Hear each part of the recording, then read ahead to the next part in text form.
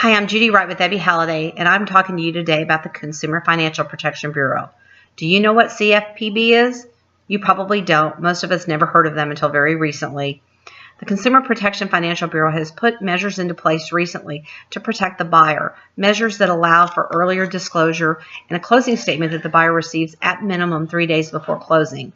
In theory, this is a great plan, and all the ideas are put into place to protect the buyer. However, in reality, it may not work that way. Some very big changes for our industry. And in real estate, there are a lot of negotiations that happen at the 11th hour right before closing. Maybe when a roof couldn't be finished on time, or the window glass for the repairs isn't delivered on time, or the seller didn't properly clean the house and they're going to give a negotiated amount to the buyer. Many times in the last 3 days before closing, we are doing last-minute negotiation and making changes that affect the final closing statement. Under the new rules, if there are any changes, a new closing statement must be issued and the buyer must receive it 3 days before closing. So I think you can see how this could have great ramifications for our industry, cause many delayed closings.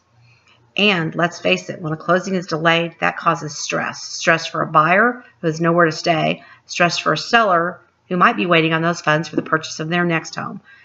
These changes are going to have a big impact on our industry, and they're effective August 1st. So if you're buying a home in 2015, please be sure you're familiar with these rules, your realtor is familiar with these rules, and more importantly, your lender. If you have any questions and I can help in any way, don't hesitate to email me at Judi, Judi, Wright, Wright, at ebby.com. Once again, Judi Wright at ebby.com. And let's make sure your closing happens on time and you are not delayed. Thank you.